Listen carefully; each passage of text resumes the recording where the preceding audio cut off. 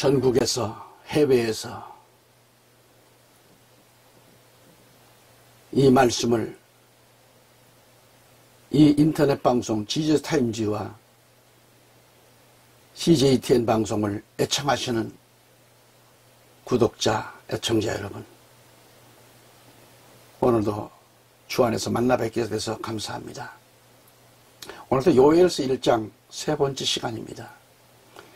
오늘은 여호와의 말씀을 들으라, 이렇게 선포하는 요엘에 대해서 말씀을 또 전하겠습니다.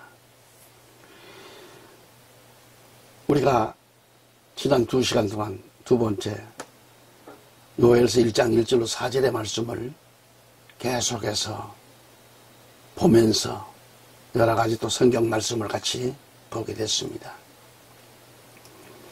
오늘은 다시 또 이 본문 말씀을 중심으로 이 말씀을 다시 한번 생각해 본다면 성령을 받지 않고서 어떻게 성령에 참여한 바가 될 수 있겠는가? 하나님의 선한 말씀과 오는 세상의 능력을 맛보았다고 했습니다. 그리고 확실한 믿음도 있었다는 것이죠. 오는 세상, 즉 내세의 능력도 맛보았다고 했습니다. 그러나 이러한 자들이 타락한다고 했습니다. 타락할 때는 다시 회개케 할 수 없다고 했지요. 이는 자기가 하나님의 아들을 다시 십자가에 못 박아 공개적으로 조롱한다고 했습니다. 이는 다시는 회개케 할 수가 없고 깨우칠 수 없다는 것을 보여줬습니다. 마지막 때 제일 무서운 것은 뭘까요? 지난 시간에도 말씀드렸습니다만 배고픔 때문에 장작번, 이거 뭐가 이게 내게는 소용이 없습니다. 또 그 무서운 것은 영적인 교만입니다. 배고픔도 문제지만 영적인 교만도 얼마나 큰 문제입니까? 교만은 이 우주가 생기게 된 원인도 될 수 있어요. 마귀가 배출되게 된 최초의 죄악이 교만이었습니다. 우리는 교만해서는 안 되잖아요. 하나님, 주님을 섬기는 자가 교만해서는 안 되잖아요. 교만은 하나님이 아주 싫어하시는 겁니다. 마음의 교만은 자신을 죽이는 암병보다 무서운 거예요. 구약에서 종말에 이르기까지 교만하고 완악하고 강박한 자들은 하나님의 그런 미움의 대상이 되고 실어버림을 당하게 된다는 것입니다. 그게 바로 히브리서 3장 7절로 19절까지 내용을 쭉 참고하시기 바랍니다. 이 19절 말씀을 이 킹제임스로 보면은 이렇습니다. 그러므로 우리가 보건대 그들이 들어가지 못한 것은 믿음이 없었기 때문이라고 설명하고 있어요. 왜 들어가지 못했습니까? 마음이 완악하고 교만했기 때문에, 하나님을 시험했기 때문에 결국은 그들은 망했다는 것을 보여주고 있잖아요. 역시 12절 말씀을 가서 보면은 형제들아 너희 중에 아무도 믿음 없는 악한 마음으로 살아계신 하나님에게 떨어지지 않도록 주의하라 그랬습니다. 믿음이 없는 악한 마음 때문에 하나님에게 떨어지지 않을까 주의하라는 말씀입니다. 주의하라는 말은 하나님께서 떨어뜨린다는 말이 아니라 내가 주님의 손에서 빠져나간다는 얘기입니다. 주님의 손에서 빠져나간다는 말씀이에요. 예를 들어 봅시다. 예를 들어서 말하면 어머니가 아이의 손을 꼭 잡고 있는데 아이가 어머니의 손에서 빠져나가려고 합니다. 특히 사람들이 많은 시장통이나 어떤 무슨 스포츠 경기장이라든지 어떤 경마장이라든지 사람이 많이 있는 곳에 그래서 어머니의 손을 어떠다가 손에서 아이가 빠져나갔다고 하면 그 아이를 찾기라고 여간 여러분이 얼마나 어렵겠습니까? 쉽지 않은 일이죠. 또한 우리가 깊은 물에서 뱃노래를 하다가 끼고 있던 반지를 막 깊은 물에 반지를 잃었다고 생각합시다. 그 반지를 찾는다는 것은 막막할 거예요. 아니, 어떻게 할 수가 없는 거죠. 이와 같은 상태를 떨어지지 않을까 조심하라. 주의하라는 말씀으로 표현하고 있습니다. 표현하고 있습니다. 다시 말하면 하나님께서 우리를 떨어지게 하시는 것이 아니라 오늘 우리 자신이, 바로 나 자신이 하나님의 손으로부터 빠져나간다는 것입니다. 빠져나가요. 이런 핑계 저런 핑계, 세상 일로 인해서 믿음이 약해서. 여러분, 지남철을 아시죠? 이 지남철이 큰 것, 강한 것들 보면 한번 달라붙은 쇠붙이는 흔들어도 안 떨어져요.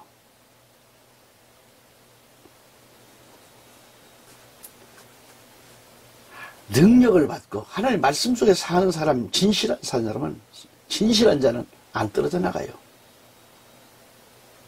그러나 자꾸 하나님의 그 간섭으로도 또 자꾸 빠져나가려고 우리 사람들이요. 그래서 목회자 말 안 들어요.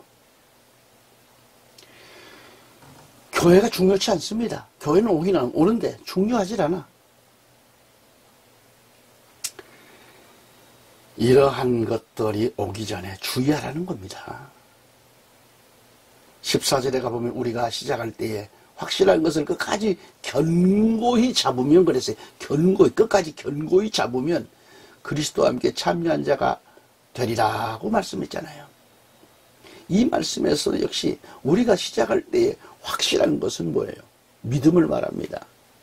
예수 그리스도를 믿는 거예요. 예수로 시작했으면 끝까지 예수로 끝마치라는 뜻입니다. 우리가 시작할 때에 예수를 확신한 것은 믿음의 확신입니다. 믿음이란 예수님만 찾으면 되는 거예요. 확실한 것을 우리가 시작할 때에 예수님을 잡는 거예요. 그래서 주님을 끝까지 견고히 붙잡으면 그리스도와 함께 참여한 자가 되리라고 했습니다. 김제임스 성경을 보니까는 이는 우리가 처음의 확신을 끝까지 견고하게 붙들면 그리스도께 참여한 자가 되기 때문이라, 그렇게 말씀하잖아요. 마태복음 24장 13절에도 그렇게 말씀합니다. 그러나 끝까지 견디는 자는 구원을 받으리라 그랬어요. 우리는 어떠한 일이 있을지라도 세상에 미혹되면 안 됩니다. 아멘? 세상이 완악한 사람이 많다는 것은 바로 우리에게 책임이 있다는 것을 알아야 돼요. 사람들을 대할 때 이상하게 말을 한다든지 빈정된다든지 상대의 자존심을 상하게 하는 것은 그 마음이 완악하다는 것을, 완악하게 만드는 겁니다. 완악하게.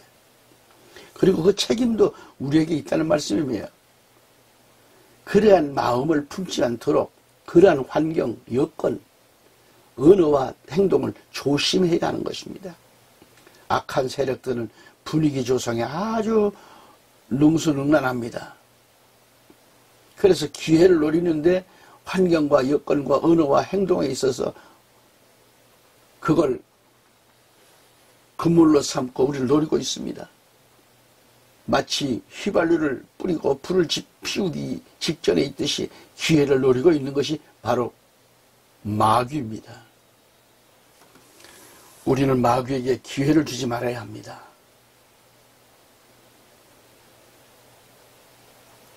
절대 줘서는 안 됩니다. 마귀는 완악하고 강박합니다. 그런데 처음부터 그렇지는 않아요. 계속해서 누적이 되고 완악하게 만듭니다.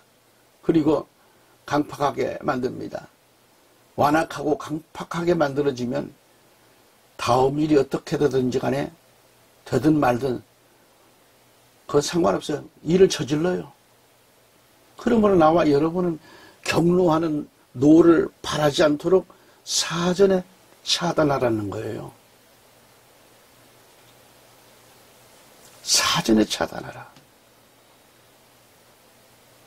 노를 바라지 않도록 차단하기 위해서는 영적으로 무장하고 충만하고 기도해서 협조를 구하고 마귀로 틈타지 못하게 탄탄한 신앙으로 만들어야 돼요.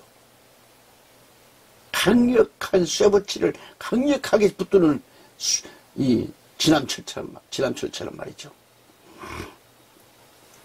오늘 우리는 마지막 때에 주님으로부터 이 말씀의 은사를 받고 믿음으로 살아야 합니다. 믿음으로 사는 사람은 교만하지 않습니다. 순종하고 양보를 잘합니다. 온유합니다. 온유한 사람은 언제나 자기 것을 양보합니다. 온유한 자가 제일 부럽다는 것을 알아야 합니다. 사실 우리 사람들은 단점이 있다면 누가 조금만 건드려도 막 화를 불끈불끈 막 잘 내는 사람이 있어요. 흠이 많습니다. 이것은 온유하지를 못하기 때문에. 온유한 사람은 참으로 인내성이 강합니다. 그렇게 만들어져요. 저도 그런 경험을 해봤습니다. 한때 얼마나 강박한지. 어디에 누구한테 접은 일이 없어요. 그런데 주님을 내 안에 모시고 나니까 오살리 순복음교회 가서 금식 기도를 하고 내려오니까는 길가에 풀 한 포기도 나무 하나도 전부가 하나님의 작품이요 아름답고 돌뿌리 하나라도 천국에서 보는 돌덩이처럼 그렇게 좋은 거예요. 벌레 한 마리가 지나가는데도 야 그렇게 아름다운 거예요. 역시 금식기도 좋더라고요. 은혜가 되더라고요. 그렇게 내려오니까 막 은사가 또 일어납니다. 여러분, 우리는 마지막 때 우리 하나님께로부터 말씀의 은사를 받아야 돼요. 믿음으로 살아야 돼요. 그리고 교만하지 말아야 돼요. 순종하면서 양보도 잘해야 돼요. 온유한 사람은 언제나 자기 것을 양보할 줄 알아요. 변화되고 나니까 양보를 하더라니까요. 노를 바라지 않고 자기 자신을 컨트롤할 줄 알아요.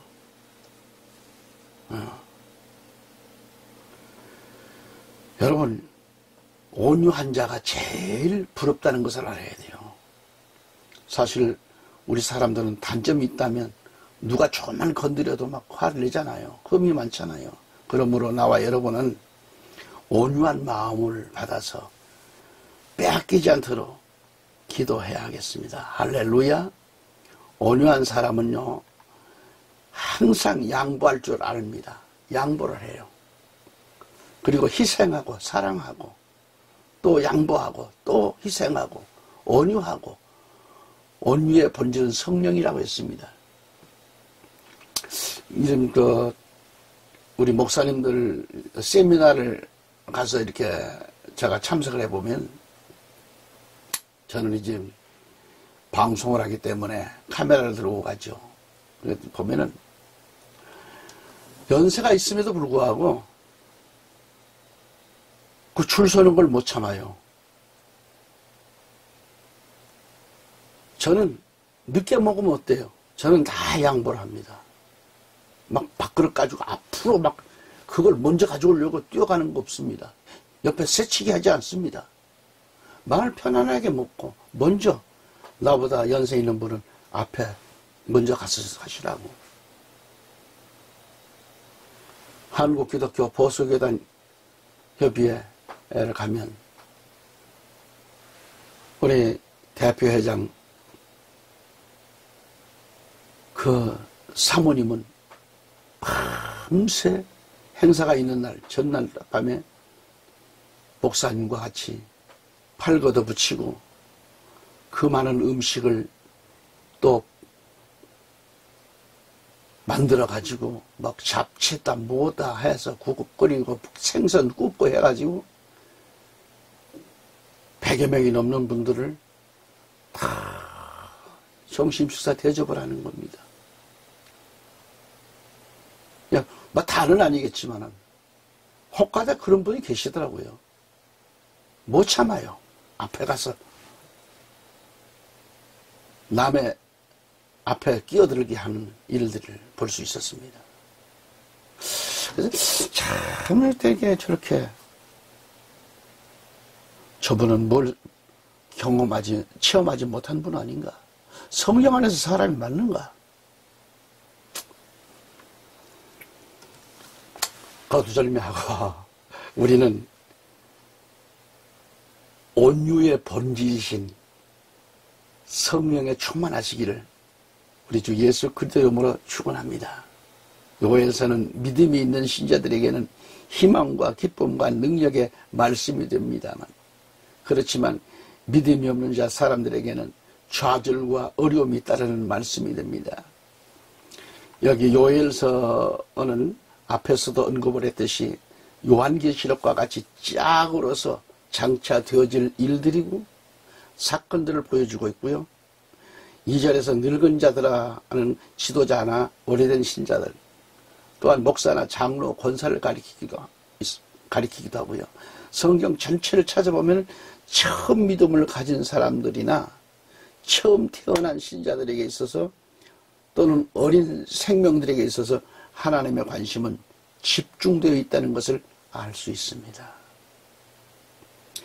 그래서 광야에서 실패하지 않는 자도 모두가 새로 난 자들임을 알 수 있고요. 하나님은 결국 오래된 자들에게 더 많은 심판이 있음을 경고하고 있어요. 게다가 교회적으로 보나 믿음으로 보나 어떠한 지휘적으로 보나 이렇게 생각할 때 세련미가 난다고 하면 이때는 이미 프로급의 냄새가 난다고 볼 수 있습니다. 그러나 엄격히 말하면 우리들은 영적인 신앙생활은 프로가 되지만 사실은 아마추어에 불과합니다. 아마추어. 그래서 여기 늙은 자들을 말하고 있습니다. 늙은 자들아, 너희는 이것을 들으라고 했습니다. 이것을 들으라는 겁니다. 계속 이어지는 말씀은 땅의 모든 거민아 너희는 귀를 기울일지어다라고 했어요.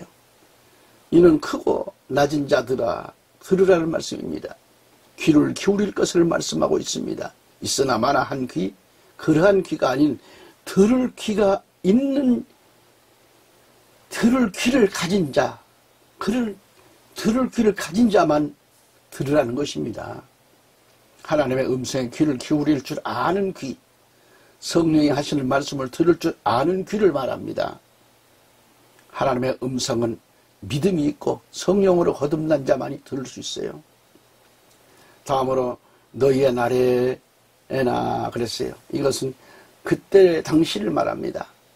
요엘 당시에나 오늘 현재는 지금이란 말입니다. 우리의 생애 중에서 말입니다.